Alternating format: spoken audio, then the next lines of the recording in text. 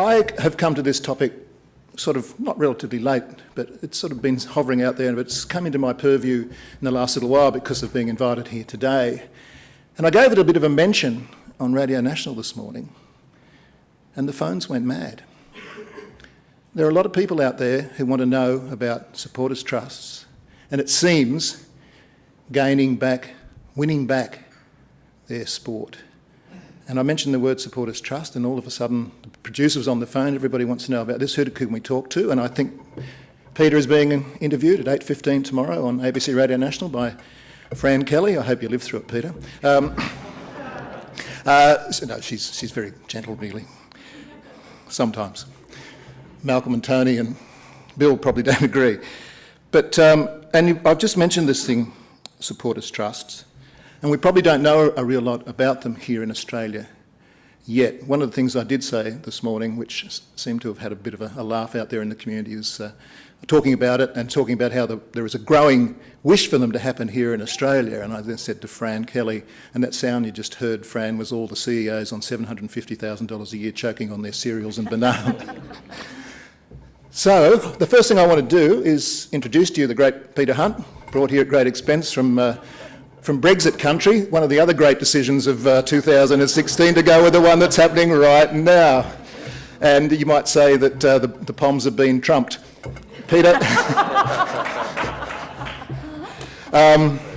Peter, tell us a little bit about supporters' trusts, and how many people watch New Tricks? Great, because none of these people here had heard of Brian Lane, Memory Lane. And you'll remember that he gets around in the UCOS office with a scarf round his neck with AFC Wimbledon on it. So that might be just the entree that you need, Peter. Thank you very much, Warwick. And it's nice to see that Britain's reputation as the stupidest country in the world is being wrestled from it this very afternoon. Thanks for asking me to give an introduction to Supporters Trust, because this is the point at which my two passions in life collided. Of course, cooperatives and mutuals. I'm one of those people that wakes up in the morning and thinks about them.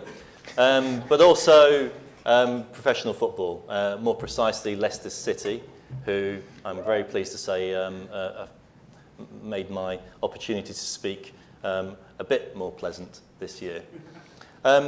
So what's cooperatives and football got to do with one another?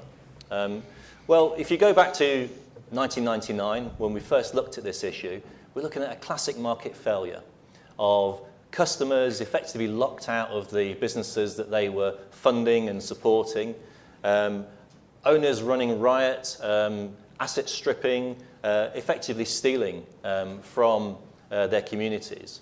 And football clubs, who, if you speak to any fan, they would say, is my club, is completely separated from the supporter community. And what we wanted to do was to see if there was something in our experience around cooperatives, around mutual organisations, that could actually try to resolve this market failure. And so, to cut a long story short, we came up with the concept of a supporter trust as a vehicle for supporters to be able to take an ownership stake in the clubs that they loved. And of course, the opportunity only exists when there's a problem, when there is a difficulty in the club. And but the supporters, rather than being left unable to solve this, we wanted to give them a vehicle that they could collectively join. They could then use as an investing body to try to take a stake in the club, with the ambition always stated that one day there would be the majority owners. Since 1999, 192 supporters trusts have been established. Every single professional football club in England and Scotland and Wales. And I think about 25 of the smaller clubs are majority owned by the supporters now. And one Premier League club, Swansea City, has a 20% ownership stake. For me, it's like a ratchet. You give the opportunity, the supporters are there for life. And as they continue to invest and continue to play a part in the clubs that they love, their ownership stake can only increase. Thanks for that, Peter. I'm going to go to Tracy next because Craig Fozzie Foster is incredibly passionate about this, and I want to get Tracy and Peter in before Craig takes over. Tracy, sport in this country has been run by dictators since the beginning, and we know now that the current major sports in this country are in fact unaccountable to anybody. Cricket Australia doesn't have to answer to anybody. The AFL certainly doesn't answer to anyone except the top end of town. Rugby League's got its new commission, and we're still a bit of a wait and see on that, and we'll get to Craig's great love, round ball, soccer, football, whatever you like to call it. But Tracy, to get supporters groups going in this country, to get the trust going, how are we going to get the people at the top to start to accept them, given that they have created a whole world for themselves where they're unaccountable to nobody, they pay their own salaries, they pay their own bonuses? Can you see it ever happening? Yeah, I can, and you only have to look around the world and see what's happening everywhere else, and sport has been the great barometer of what is going on large in a society or any given community. And even what we're seeing in the US election at the moment, you know, it's because people are railing against a system that they feel they've been locked out of. They feel they have no say. They're told that this is a democracy, and yet everything is just being imposed. Things they don't agree with are just being rushed through.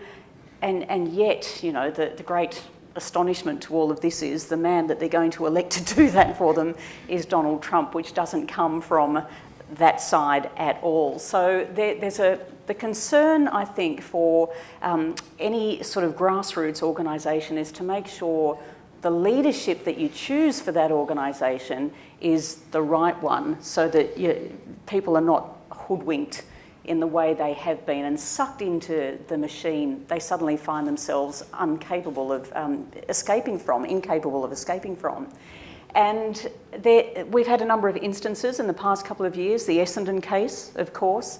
There are all sorts of issues where fans suddenly feel like they count last, if at all, and they're not being heard, and they are starting to group together, and I think they're just looking for a way to be led as an equal voice to the table, to be able to make a difference and to reclaim sport. Because in the end, everyone looks to sport, you know, quite frankly, they don't care if the club returns a profit or not. They're looking to sport to give them that exhilaration that they don't get from their 9-to-5 existence, Monday to Friday. They want to have that passion. They want something that the community can believe in, that they can live through generations, that they can inspire their kids to adopt as well. And it's about reclaiming their voice. And you just kind of get the sense that in all aspects, whether it's, you know, from Brexit through to the election in the US, through to the Essendon case here and other events that will unfold in sport over the next few years, that is what people are looking for, to reclaim something that it's not about profit anymore, and it's not about power anymore, and it's not about being dictated to, but give us back the thing that we love and feel we can be passionate about. Thanks.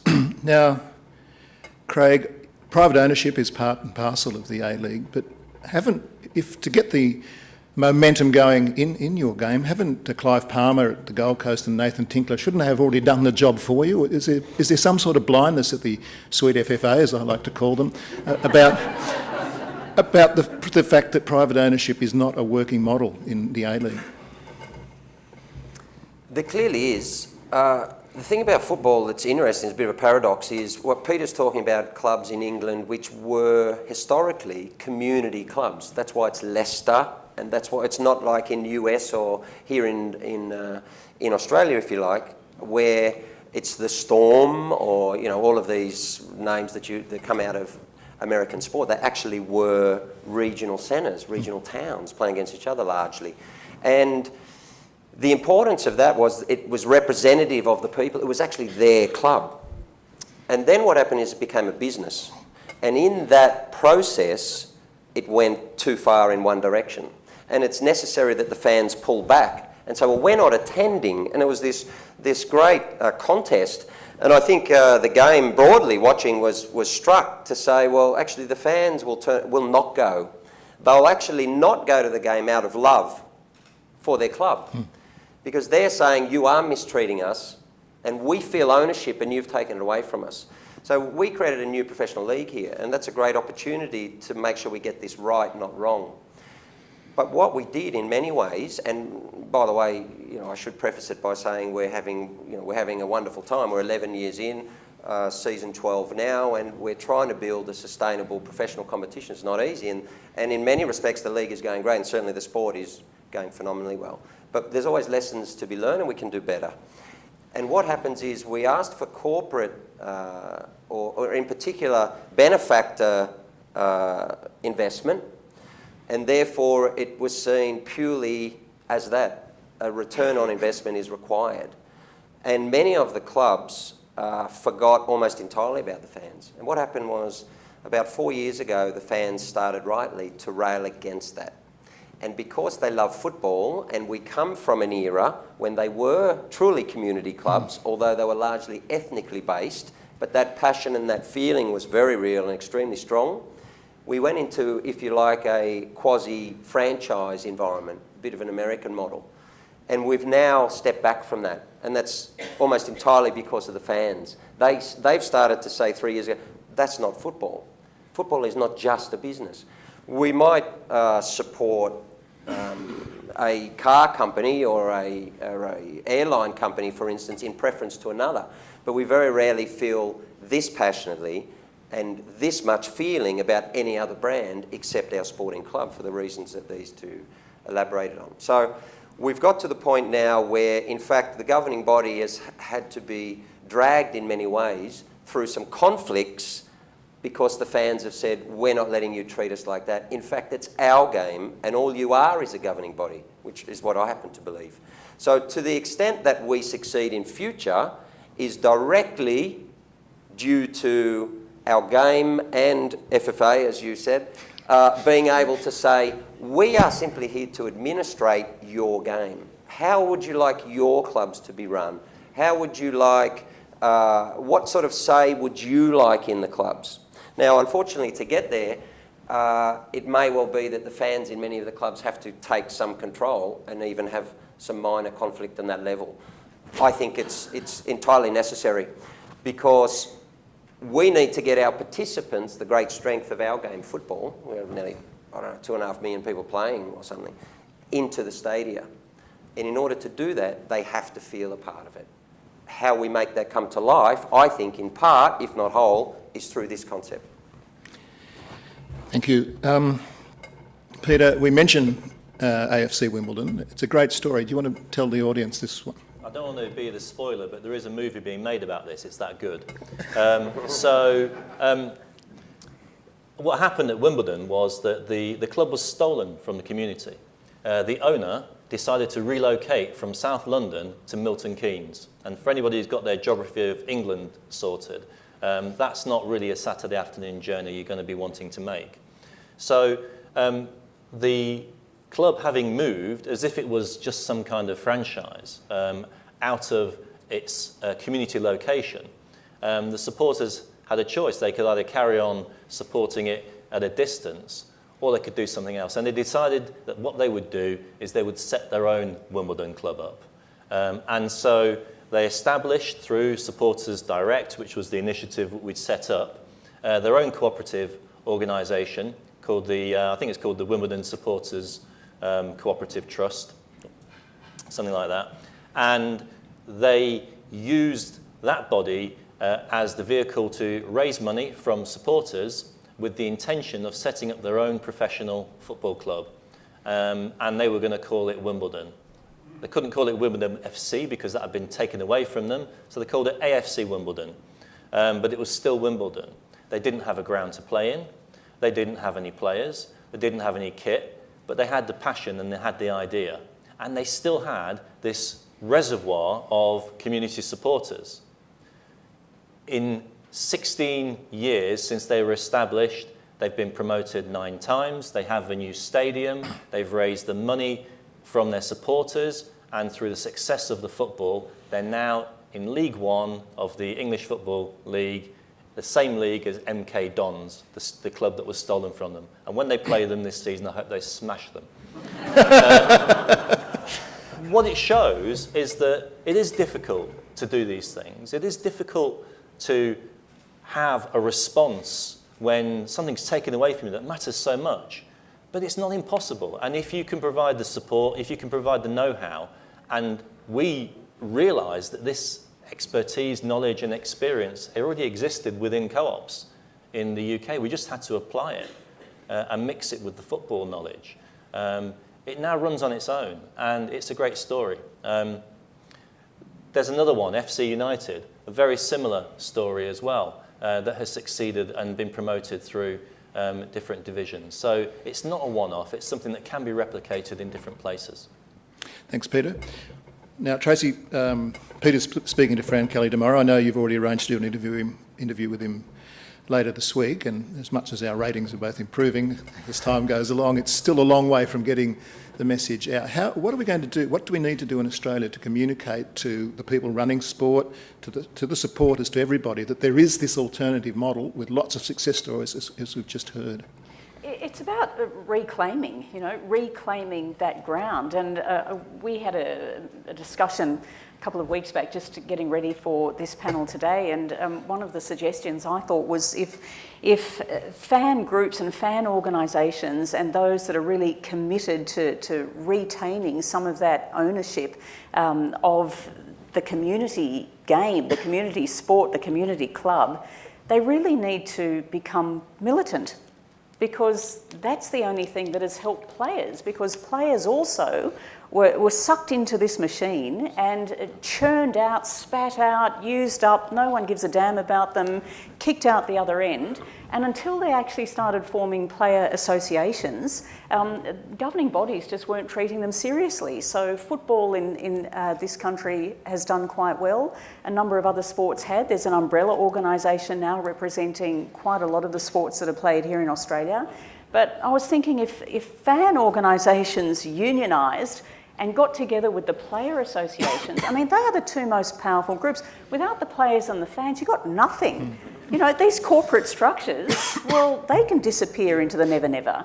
And it's really important that I think everything that has already been learnt through the work of player associations that Fozzie's been crucial to over many, many years, not to waste that and to try and move that sideways and get the fans organisations pulled in and access that kind of know-how as well. And together, gee, those governing dictatorships haven't got a leg to stand on, have they?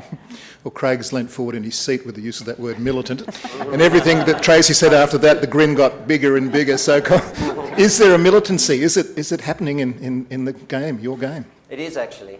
You mentioned administrators before. We're fond of saying there's many an administrator who often in their cup of tea thought, gee, if it wasn't just for those pesky players and fans, we'd be doing a fabulous job here, If they just stay out of the way, we could do the whole lot. And so from the players' perspective, it was extremely important to organise and agitate for protections, which is important for fans, and also for rights, which is what we're talking about here. We've come to that in our game in a number of different ways, but because our active support, which is the atmosphere driving section of fans, is a well-known aspect of football globally, because they've started to have relationships with the clubs, I think the fans have already taken that step. And that came largely from them. We had a couple of incidents and a lot of progress, as everyone knows, often comes through conflict, because that's when a new understanding's made. And we had some issues around fans being banned from games and so on, I think last year. Through that, the FFA really were forced to then have a type of summit with the fans. And the result of that can be a net positive effect. So our fans have very quickly come to the space where they're understanding that they have a power, and the question is how to bring that together, put some structure around it, and make sure that it's always a positive power for the game and not in any way destructive. But some of the other issues that we're facing are really important in this space. For example, we talk about ownership. So one thing about in England, saying to Peter, they lost control of, in order to get the most successful league commercially in football in the world, and one of probably the two most successful sporting competitions, that's the EPL, they had to sell off, or they chose to sell off most of the clubs. So that's global ownership. Now, globalisation is a topic for another time, but what you do in doing that is you lose control on a domestic context. So when the A-League was set up here, we have three different aspects that are crucial. We want to be internationally competitive, so we need the Socceroos Matildas to go well, but the players have to come out of the A-League. Therefore, the ownership of the A-League has to understand that they are one factor in the game, not the factor. And that's, when you put money into a commercial club and you want a return on investment, that's a very difficult argument to mount. So we wanted that from the start. The second one is, when the Premier League was set up in '92, they didn't give any benefit or provision for the grassroots. So whilst billions of pounds are on 20 clubs and those who've fallen out and so on, there's virtually almost nothing that goes to the competitions below. And so you have the rich and the poor, and that's one of the big factors around this whole push. So those two aspects are a matter of control and provisions and regulations and so on. And we're starting to lose some of that. So in the race for finance, some of our clubs have already been sold off. It's not something that I am a fan of. It was a question of expediency at the time, is what we're told. But I see the fan involvement and perhaps investment and getting funding and so on as one opportunity for us to maintain ownership domestically and therefore control of our whole football ecosystem. And it's not just the professional league. Peter, after we spoke, and Tracy just talked about it, we had a little briefing chat about 2 or 3 weeks ago, I was thinking afterwards, discipline. Now, something that happens in Australia, and it probably happens in England too, as a footballer, and I will use he because you don't see too many female athletes taking cocaine or involved in sexual things. Suddenly it becomes a major issue. Now, these names probably won't mean a lot to you, Peter, but Patrick Smith will write a column in The Australian saying he should never play football again, and Carolyn Wilson will trump that. No, see that name again. Carolyn Wilson will come over, he should be shot. If these supporters, and supporters have a great affection for superstars, even superstars who do wrong things like take cocaine or whatever, can the clubs still impose discipline on their players if the supporter group is saying, no, let him off? Well, look, I mean, I think there's a bit of a fallacy in all of this because, and this is the problem we've always faced with dealing with the football authorities, and they actually think that football supporters are ignorant, stupid people. They actually believe that. It doesn't occur to them that they've got doctors, architects, accountants, lawyers, managers of production lines, and all types of people in the supporter group every weekend. And so there's all sorts of skills within those groups as well. And I remember one of the early supporter trusts that became majority owner. It was at Lincoln City. And the chair of the supporters trust, who became the chairman of the club and had to deal with all of these types of difficult issues, he was a senior manager in an architect's practice. He was used to dealing with human resource issues. You know, he wasn't some kind of numpty. And so I think people just need to have a bit of respect for the general population, because actually there are all sorts of skills within there.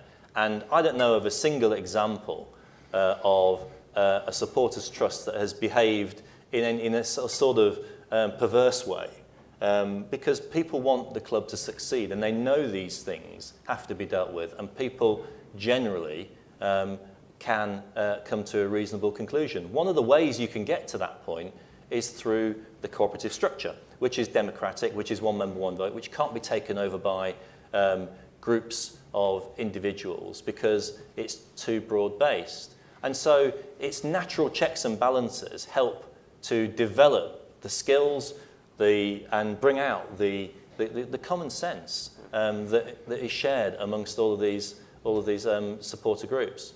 Can I jump in there, Warwick, because I want to pick this up with you. I have this belief that people from Sydney are very different to the people from Melbourne. I'm from Sydney, you're from Melbourne. Well, I'm from Geelong. Well, and look, I've got to tell you the story. In 1857, I hate Melbourne People. Melbourne People lied.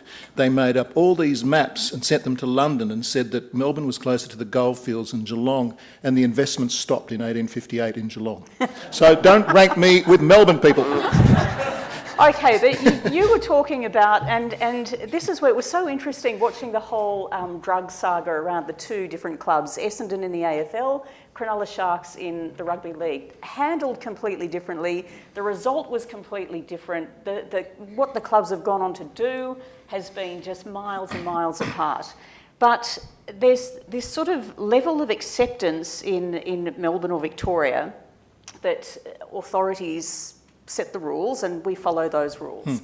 And I think in Sydney and you know, broader sort of New South Wales, it's much more of a convict mentality where you actually fight the rules, you know? Like, who said? Why? I don't think that rule is right. I think the rules should be changed and I'm going to do it my way. So what's interesting is that you say if fans were in charge and had this sort of authority, if you like, would they be able to penalise the athletes or hand out what should be done in these sorts of instances? But on the other hand, we talk about sport being the great saviour, sport being the great inclusion, sport being the great role model in actually rehabilitating people. We talk about crime rates going down in society because we get, you know, disenfranchised youth involved in sport. And then we have someone in an elite sports team which has simply become a business and the problem becomes too difficult to deal with, so kick them out and who cares what happens to them, like with Ben Barber, the rugby league player, in the last 24, 48 hours. But the fact is, in days gone by when it was run by the fans and the community, you'd bring them in and you'd include them and you'd say, what is the issue? We're going to help you. We're going to help your family. And in so many cases now where sport has become so professional, that's all these people have ever done. So you kick them out, you ban them from the sport for life. What are you setting them up to do? You're putting them on a suicide watch. And this is the problem with dictatorial governance and forgetting what sport is actually all about to begin with. And I think fans are much better placed to be able to deal with that because it is still a sense of community rather than a sense of this is just a problem we don't need, it's going to affect the bottom line. Do you have oh, there we go. Well said, Tracy. Craig, do you have something to say about that? Well, firstly, I'd like to thank Tracy for saying that I think like a convict, because if indeed I do, it's something I'd be very proud of, I can assure you. Yeah, I think it just comes back to this issue about the commercialisation and corporatisation of sport, and it's a very difficult balance to strike, because there'll be plenty of owners of A-League clubs will be sitting here in this room watching this, say, okay, that's all fair enough, but I'll put in $15 million of my own money, and without me the club is not there, it's not sustainable. Okay, we might say that that's because we didn't explore this model, but people who put the league together didn't explore early enough or as one possibility. Nevertheless, it is usually, I think, a balance. So, for instance, we look longingly at Germany, where everyone in football knows that they have a 50+1 rule, where the membership always has majority ownership of the clubs, and therefore they can never be stripped off abroad, in particular, which is extremely important. And they're highly successful, just won the last World Cup, right? And their league is incredibly successful without going to the excesses of commercialisation. They have, I think, one of the cheapest tickets in all of Europe. Might be an average of 19 to 23 euros or something to watch a Bundesliga game. They have huge crowds. They're very much a model in that way. And they all trade in the black as opposed to the EPL teams, which are trading in the red. They have regulations around that also. And then we have Barcelona and Real Madrid and the Spanish clubs who also, Barcelona have over 100,000 members, I think. And that's a slightly different model where every 4 years they then elect a new president and a new board, and so they have voting rights. That can bring its own challenges. Because there's some instability and then it becomes a political system. Nevertheless, at the heart of it, it's a question about what sporting clubs are. And they, in becoming corporate vehicles, in becoming vestibules in which rich people can put money to grow the quantum of the actual value of the club, and that's happening in the A-League. Started at 5 million, and you know, they might be worth 15 to 20 now, for instance, if you wanted to sell one of the major clubs, right? If they're only that, then sport has lost its soul. So how do we get somewhere in the middle? It's by making the fans an active, real, not just a voice, but a participant in where the club gets to. You mentioned Germany. They have in their industrial world as well. So I'm trying to pronounce it Mitschingdibang or something like that. And what it did, just after the Second World War, the British said, look, what we're going to do is going to have to make it so in all German corporations they'll have to have staff on the boards, and they'll have to have another board with more staff on it, and that way their economy will never recover. But Peter, I mean, you talk about Leicester and what a great win that was and so on, but that came about in part because of a very rich Thai billionaire, I presume, who came involved. Where does that sit? Is there still some supporter involvement with that man coming in and taking control and throwing his dough at the club? Well, my history with Leicester goes back a lot further than it being successful. And so, I mean, it's an extraordinary experience to sit on any platform as a supporter of the Premier League champions. And I just, you know, if you told me that was ever going to happen, I'd have thought maybe not. You know. Surely the story about Leicester is instructive here because it's a romance. It captivated the world. I mean, I was being accused of being a glory hunter by taxi drivers in Perth. You know, I know everywhere that we went in the last 12 months, people were captivated by this story of, you know, little Leicester. Where's that? How do you pronounce it? And them actually being able to compete at the highest possible level. Now, yes, they have this foreign ownership and this investment in that. I'm not saying that there is an either-or in all of this. I'm not saying there's only one way of making a club successful. And you know, I've benefited from that particular model. But how sustainable is that, genuinely? How long is that going to last? You know, we've had a good season.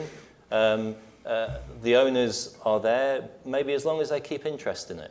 But they'll be gone in a decade, and somebody else will take their place. But it'll be the same supporters, and that, to me, is the heart of the club. One thing I would say is that throughout all of this initiative and the attempts we had to try to get people to see things differently, the natural allies were the players and the supporters. Absolutely natural allies. The first institutional supporter of what we were arguing for was the PFA in the UK, completely against the views of the football authorities, who were a bunch of old blazers who were not interested at all in doing anything other than support the interests of the owners of the clubs, as if it was their football club.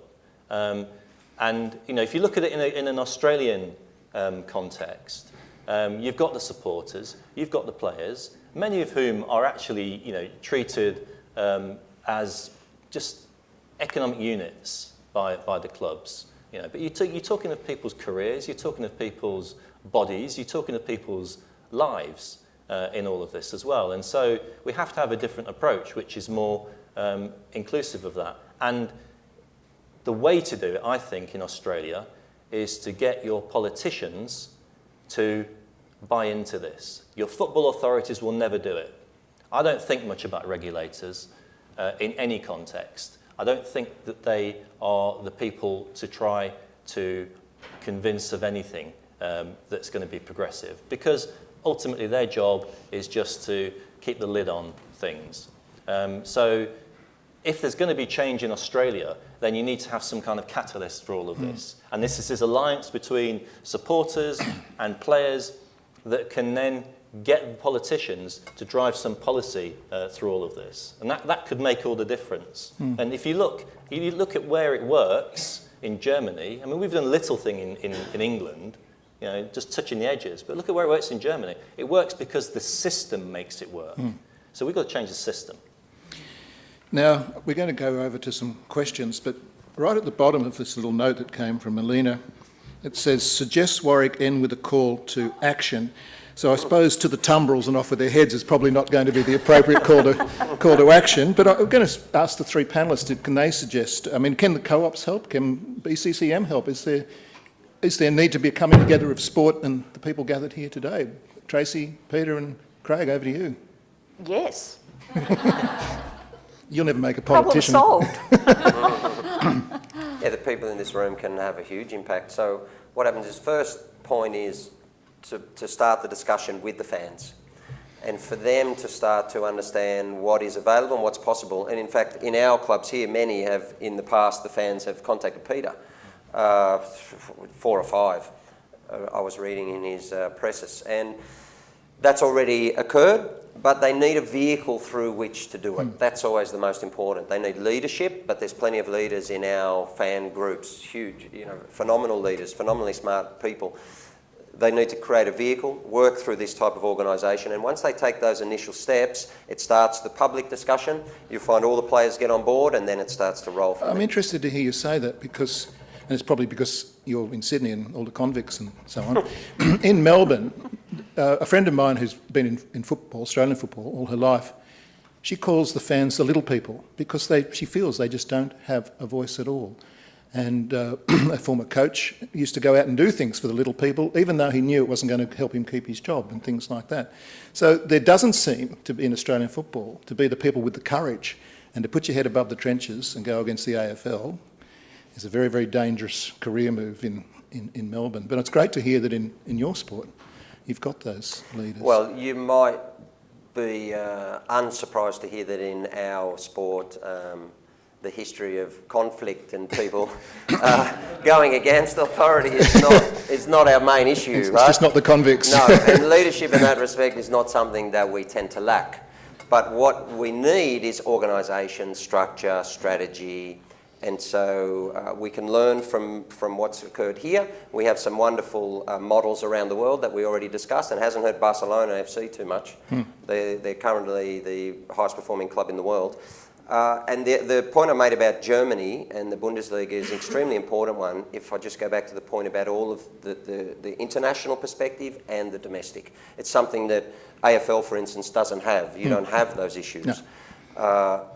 So we have to be able to go and beat Brazil and Germany on the world stage at the same time as we have to be able to create $1 billion TV deal and have the winner, the champions of Asian football again, as a country and a club. That's an incredibly difficult duo complement. And in order to do so, we have to keep control of our game, and we will not get there without the fans. And can I just say, Yes, whatever relationship comes out of today, formation of relationships between your organisations and fans of Australian sport, it's not going to have its head office in Melbourne. I can guarantee that. Geelong.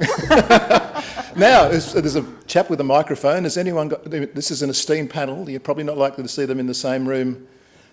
Melina, take control. You've all heard enough from me. But I just wanted to respond, since you've given away my notes, on the call to action. The reason that I put that in the notes was because twice the Business Council of Cooperatives and Mutuals has been approached by the football clubs to scope out what some form of fan ownership could look like. Once it was with the Wanderers and most recently with the Jets. I must say that before that approach by the Jets management, I took a very rickety train ride up to Newcastle to a fan forum and met in a very cold hall somewhere in the middle of Newcastle, and a young lad about 10 stood up honestly with tears in his eyes and a tremor in his voice and said how much his club meant to him, and he felt at that time with the issues with Tinkler that the club was going to disappear, and that's what the forum was about. Subsequently, the work we've done with the clubs has got us to a certain point where we've helped scope the model, so it's definitely a doable thing, and it's not necessarily a full ownership, it's a partial ownership structure could be implemented. When it gets up to a certain level, amongst the administrations, I don't know that it's necessarily the sort of dark arts going on. It's the stakeholders that aren't involved at that point are the fans. So I guess this is actually a question to ask, but looking back at how supporter trust got going in the UK. Peter, how did you get government involved, I know there's some funding involved, and brought the fans with you at the same time in order to act in unison, because I think just dealing with the existing authority, they've built a certain model, and you must bring all of the stakeholders with you on this journey. There'd been a thing called the Football Task Force, which was, what are we going to do about the problem? And it concluded we need to do something about the problem, but it didn't have any ideas what that something should be. And it was around that time that we in the cooperative sector threw into the argument the suggestion that there should be some kind of cooperative organisation that supporters could join, which could be a corporate member of the club. It could buy its way into the club.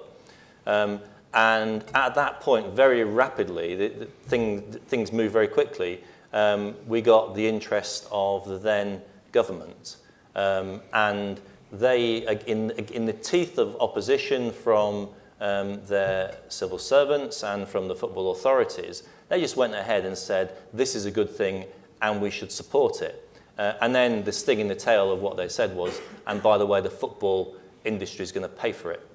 And that made Supporters Direct possible. And so a grant of money, which wasn't really very much, I mean, in those days it was £250,000 a year, was made from, it was basically levied from the football authorities to this new entity which we set up. And it immediately then, we employed people to then be the ambassadors who could go and help the supporters groups, to sit in the pubs with them, to help the 10-year-old boy wipe his tears away, and to show them that there's actually a positive thing you can do together. And here's the papers, here's the model, this is what you do, this is how it runs. You've got to do it this way to get the support, and go on with you. And that's what's been successful. That's what's succeeded. The politicians, have piled in with their support for this, because when it comes down to it, they're more interested in what the supporters think than what the football authorities think, because the supporters are voters. And so they are absolutely key in getting the change that might be necessary here.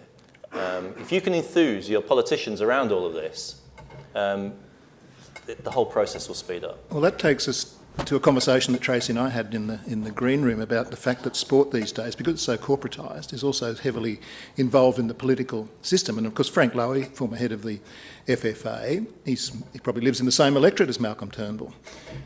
And we know that the top end of town does influence government at the moment, and I'm sure the AFL would have its clause in, and I know Cricket Australia's got its.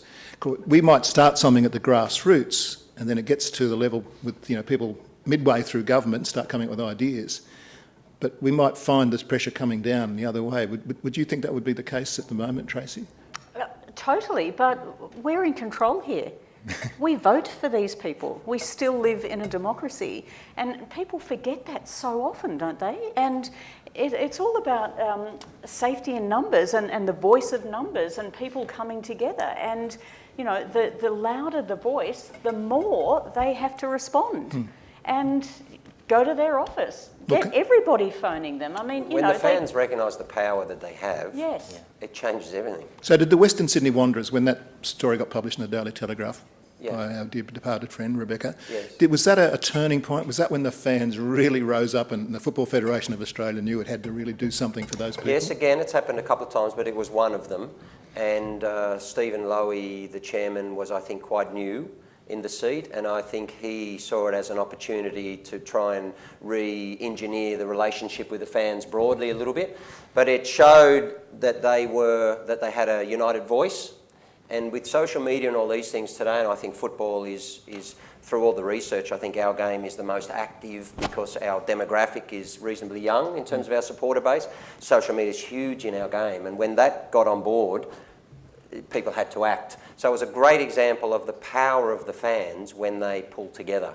And all they need to do is to understand, in unity, they're incredibly strong. Without them, there is no club. Without them, there is no game, because the commercial aspect is always important.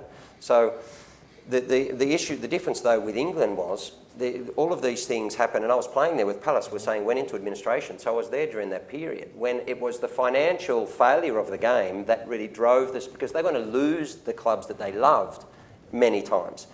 We're slightly different here. Whilst we have change in ownership from time to time of A-League clubs, we have a different issue. So we can't rely on a club going under for the fans to realise, well, we're going to lose Adelaide United for argument's sake, we need to save it. That's not the issue here. The issue is us saying, you actually are heart of the game and you should have rights, you should have a representation, because it's about you and the players. It's actually not about them. So for us, it's a slightly different discussion, that we need you involved, because our future success is only based on those two stakeholders. The third stakeholder, the administrators, they're there to manage that process. They're not there to drive it. And if they do, we go backwards. And you know, you only have to look at the comparison between something like the Olympics, which is run by the IOC, and getting its fingers and tentacles into more and more sports, which are not only Olympic sports, but all sorts of other sports, including the AFL, when it comes to doping policy, etc. And you compare the Olympics to FIFA, a shocking organisation, but they've gone through huge change. Not enough. Not enough, no. But the passion in football, and we've been at World Cup games together where we've ended up jumping around like 3-year-olds because you can't help that passion. You don't have that at the Olympics anymore because every seat is sold to a corporate. People are sitting there not knowing who they're watching or what they're watching. And the Olympics is fracturing at nearly, you know, every point, where football still has that passion. And that's what happens when you harness that passion. And that only comes from the fans. And the players then respond to that. You know, so over-corporatising and following a very, very top-down and dictatorial type model is failing. We have a question, this gentleman over here.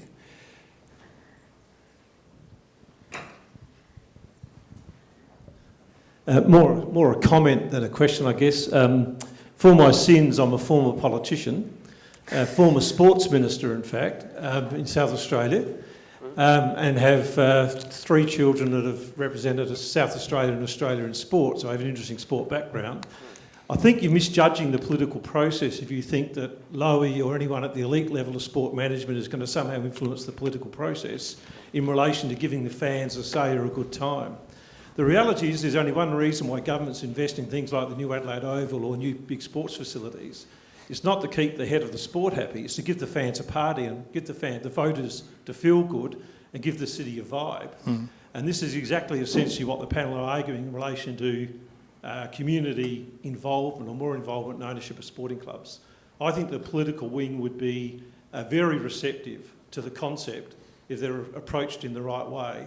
And I think the elite management of sport would be surprised how quickly the political movement would move towards this if you actually sat down and had a discussion with them in the right way. I just thought I'd make that comment. Makes sense, yeah. Very heartening news. Any other? Oh, the hands are going up everywhere. There's 2 in that one row there, so we'll do one at a time. Probably a 2-part question, and Peter might give us some experience in this. Trusts and members' trusts may support elite level. One of the issues I see in sport is that it's below the elite level that's not getting the funding. So did any of those trusts take on an obligation to support lower levels beyond that trust? And the second question is, or the second part of the question is in relation to sponsors. Most elite clubs have got major sponsors. Is the funding for such things as trust a possibility to come through those sponsors? Because after all, they're sponsoring to get the fans to use their products. I mean, I think that the points that if you look at where there are majority owning supporter trusts in England, they are at I would say the non-elite level. I mean, it depends where you sort of draw your line.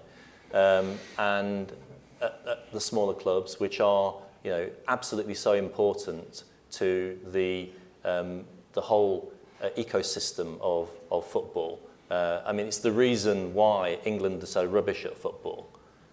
is because we don't actually have an ecosystem anymore. We've just got Premier League full of imported talent who are great, but actually there's little room, little money to nurture and bring on our own talent. In a country of 60 million people, it's ridiculous. And as Craig said, the comparison with Germany is dramatic. You know, they have a different system and they win everything. It makes us everybody sick. But, you know. Did I mention I was half German? And the other point around sponsorship, if I think I understood it, the question, it's that, you know, I don't think this is either or. There's all sorts of partnerships that can be built around this. And ultimately, you know, for an investing individual who's passionate about their club, who wants to put their own cash into the club, they can also benefit from the collaboration with the supporters and the players to try to make the whole thing work better.